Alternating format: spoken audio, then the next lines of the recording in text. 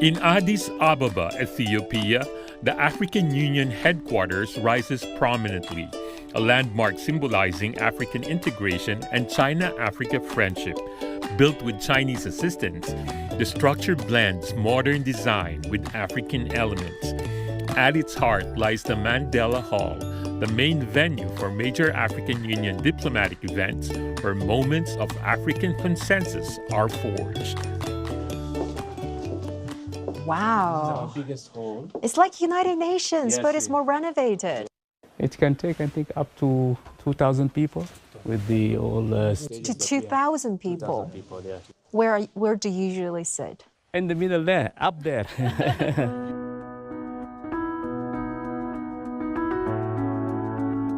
So when you usually sit there witnessing everything, all those African member countries, how do you feel? It's a sense of pride, a sense of, I don't know, challenging, or... A sense of responsibility. You can be proud when you finish your mission, not before. Mr. Chairperson, thank you so much for having us here at the headquarters of African Union. It's really great to have this opportunity to talk to you. To begin with, could you please help us understand, since we're here, what AU is about, its mandates, as well as major responsibilities? Thank you for having me on this interview first. Welcome to the African Union headquarters. Thank you. The African Union is a continental organization. It has been established in 1963 by our forefathers after the independence era from the colonial powers. At that time, it was called the Organization of African Unity. And then in 2002, it has evolved to the African Union with a new charter. It has 55 member countries. We do have what we call Agenda 2063, which is our framework, treaties, protocols, agreements, through which we are trying to implement our objectives, which is by 2063 to reach the Africa we want, which is the Africa integrated, peaceful, and prosperous. And China has attached great importance and significance to developing relations with AU as well as African countries. And since 2013, Chinese President Xi Jinping has sent congratulatory letters to the AU summit for 13 consecutive years. So how do you assess this great significance, great importance of China's leadership place on China-Africa cooperation as well as AU partnership? We feel that the kind of relationship that the African continent has with China is based on mutual interest, respect, and also mutual understanding. This is something very important for the African member countries of the African Union, because we feel that the era of hegemonic, kind of relationship, the era of dominance has, ended up in the decolonization of our countries. So the African Union member countries have always been looking for that kind of partnership and relationship. And we found it with China. China, over the past 30 years, has been a miracle of development, a very inspiring showcase for all of us. That's why the African member countries have always, tried to create that environment of respectful relationship with China. That's why President Xi launched this One Belt, One Road initiative in 2013. And then other initiatives follow, the initiatives for mediation, and most recently, the Global Initiative for Governance. That's right. These are frameworks through which the African countries find their interest in. And that's why yesterday I repeated to Minister Wang Yi that the African Union will support the GGI initiative as we supported other initiatives, and also the platform that is called FOCAC. For 26 years, this platform has been very constructive, very helpful for both parties. That's why the African Union member countries have been attending all the sessions, and the last one was in 2024.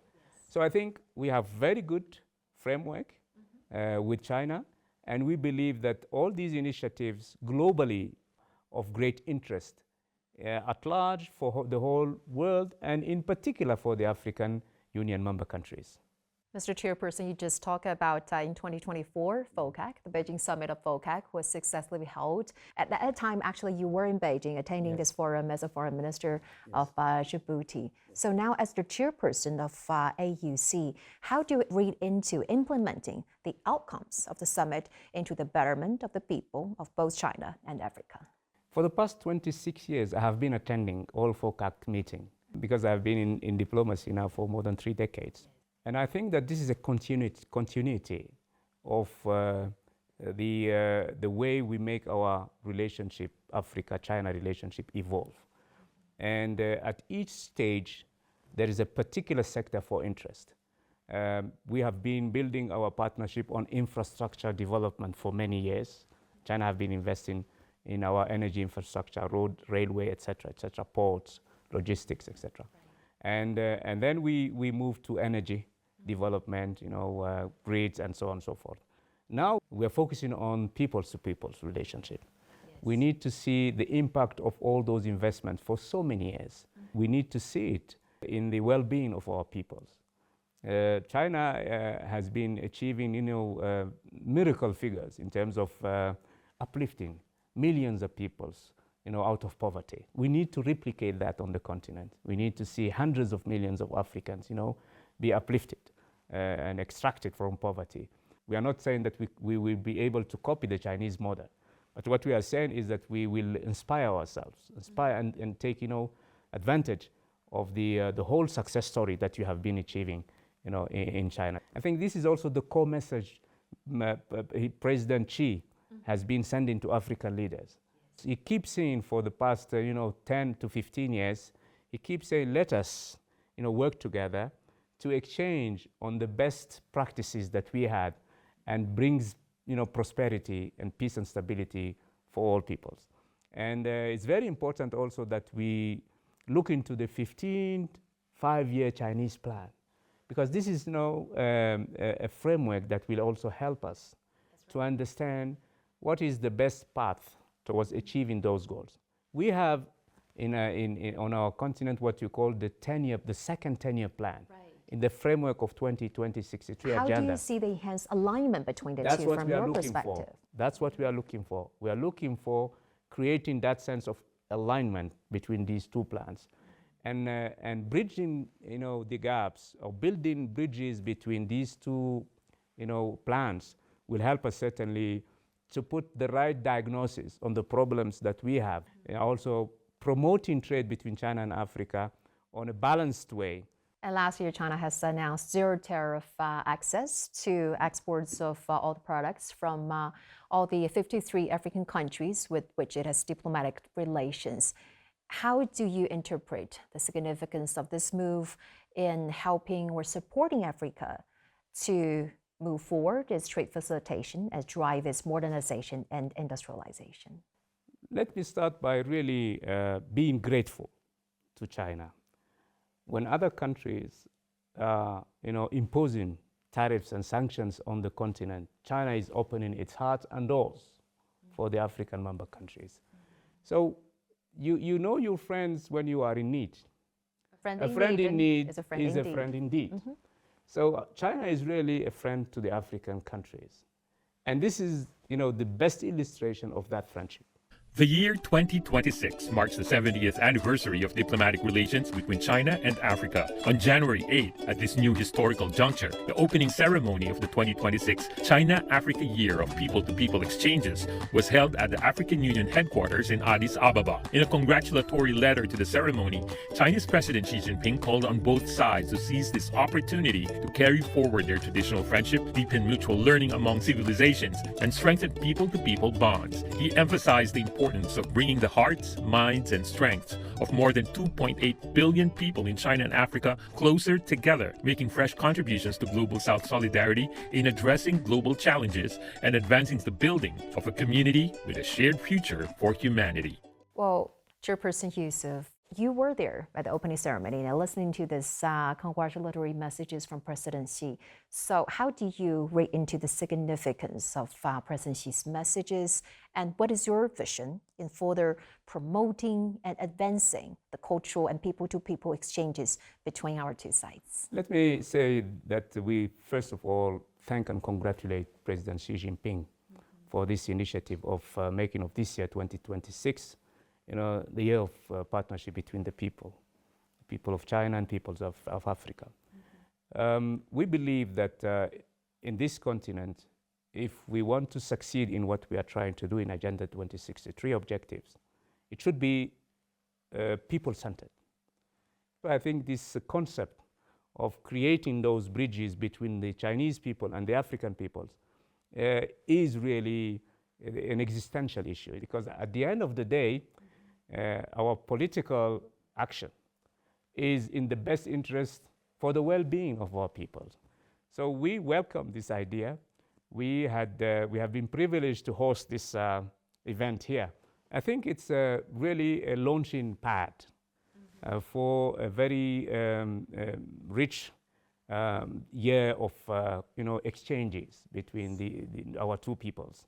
So it's really high time that we really focus now on this issue properly and activate all the mechanisms that we have. And thank you for China for bringing this to the table of the African Union.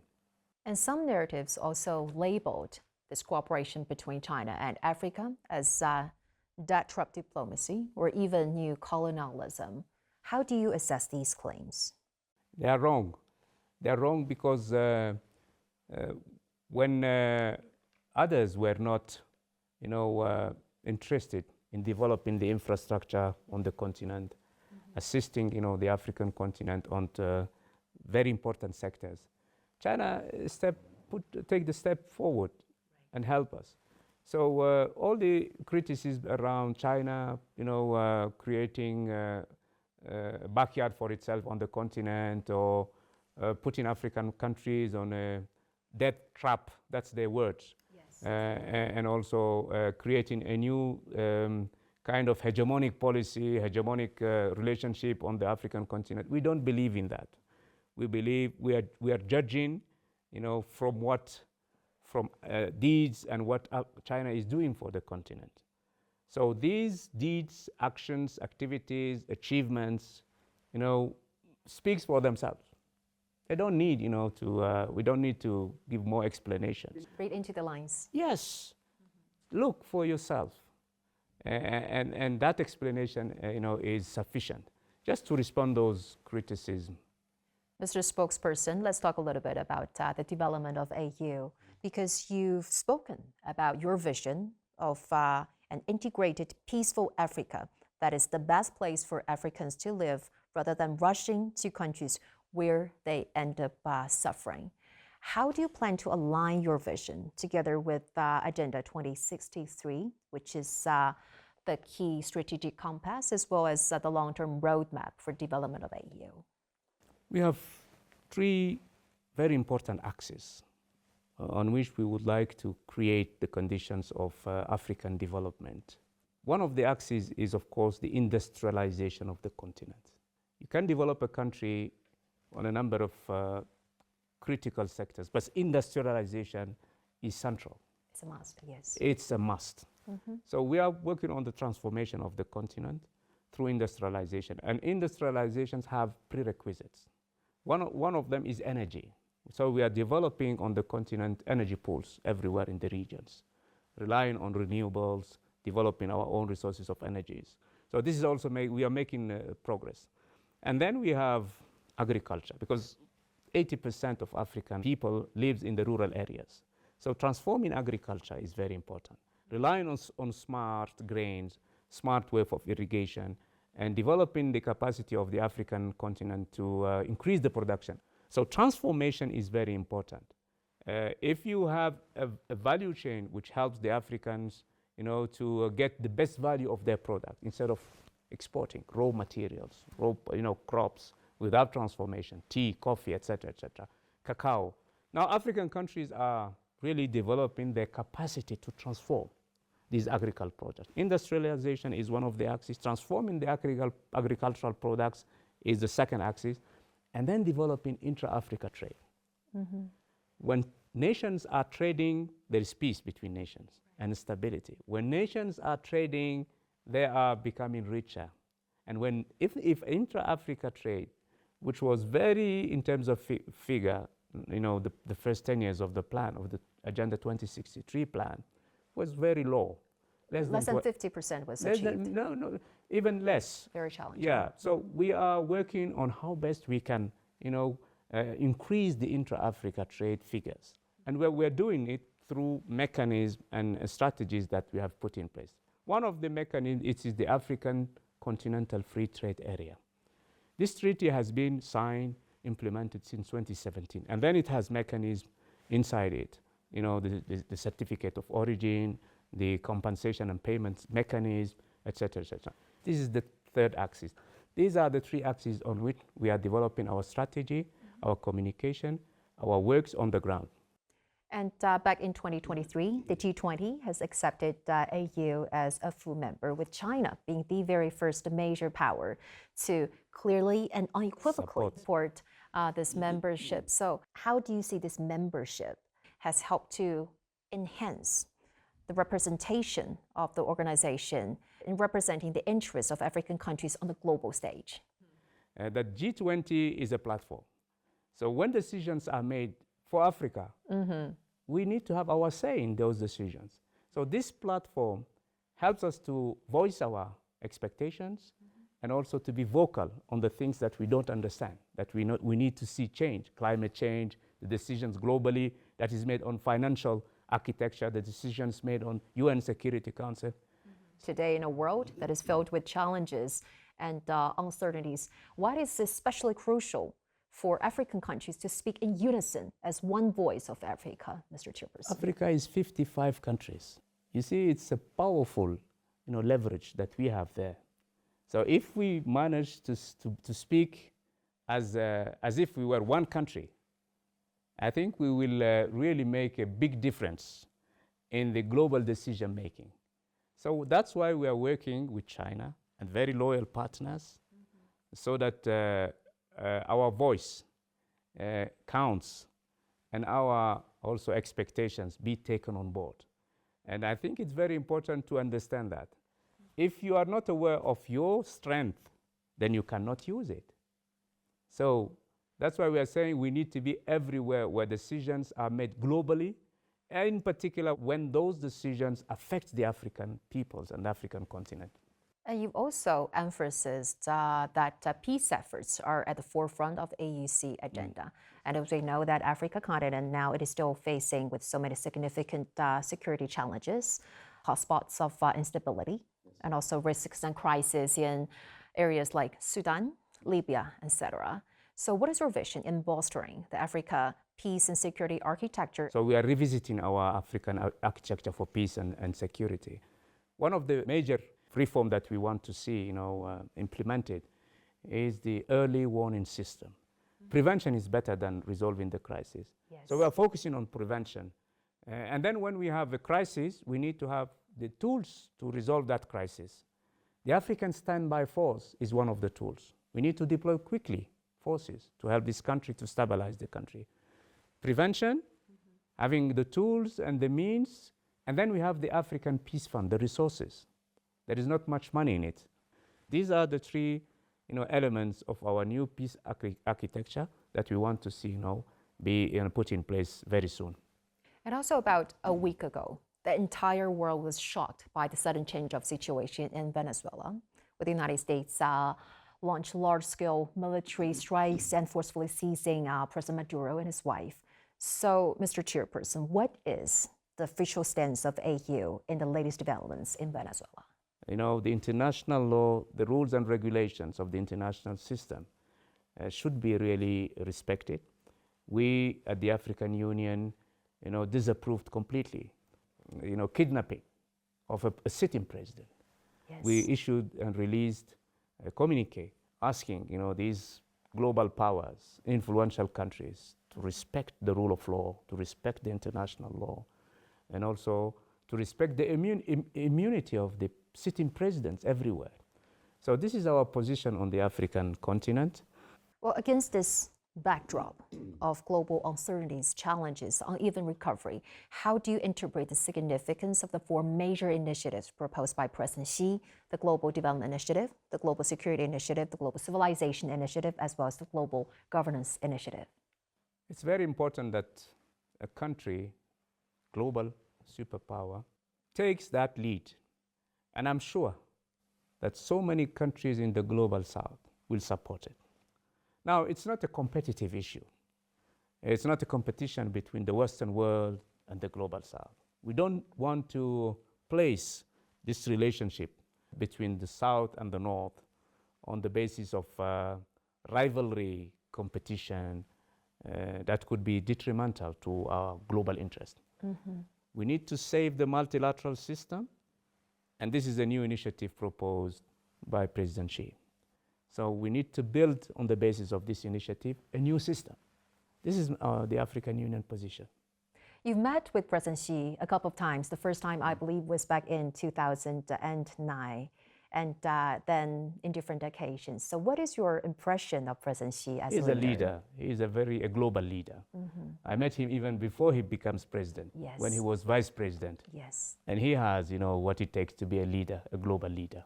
The development he achieved in China speaks for himself, for him. And I think that this is the illustration of real leadership.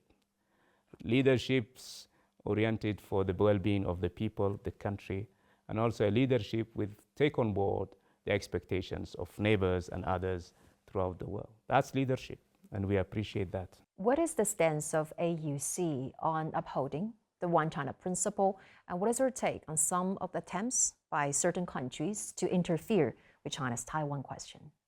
This issue of One China principle is something that we share and adhere to because we live the same thing on the continent. I think Chinese border, are also as sacred as the African countries' borders. That's why we believe in One China principle, One China, because we don't support the idea of secessionists, regions, and most recently, Somaliland was one of the most recent cases in the African continent. So that's why we believe that in serving and supporting the One China policy, the One China principle, we are helping ourselves on the continent because we are living the same challenge. So that's why we will be on board with China with the issue of One China principle, One China policy, forever. Chairperson Youssouf, you are the longest serving foreign minister of Djibouti from 2005 to 2025. That's about 2 decades. So now shifting from serving the foreign policy of a single country to now leading a continental body with over 50 stakeholders, member states. What are the biggest differences, and how has your multilateral diplomacy helped you to adjust to this new position? I moved from a comfort zone to a very challenging position. In what way? So many work, many crises, and it's a continental job. It's not something, just restricted to a country. So it's very tough. If I can serve more people, from this position of our continent and throughout the world, and I think I will be very much, honored to do it. And I think it's a very interesting position, very tough and challenging. I don't sleep much. Travel a lot. Don't have time for family. But that's, a challenge, and I accept it to, shoulder it. And let's hope that I will try to do this, this responsibility the best I can. This year marks the 70th anniversary of diplomatic relations between China and Africa. So looking forward, what is your outlook on this relation? Very optimistic. I'm very optimistic. I'm a good friend to China for so many years, and I know we will help each other to make this relationship even grow better. So we will work to make this relationship grow fast. finally, the Chinese Spring Festival, the Year of the Horse, is coming up in February. Could you please share your wishes to our Chinese audiences through our shows? Happy New Year to all our Chinese friends. I know that in a month now we will be celebrating Yes. the new year. This year is the horse year. Yes. So I wish all the best to the Chinese friends and people. Thank you so much for the good wishes. And Mr. Chairperson, also thank you so much for this great interview and for sharing with us your very insightful views. Greatly appreciate it. Thank you very much for having me on this platform.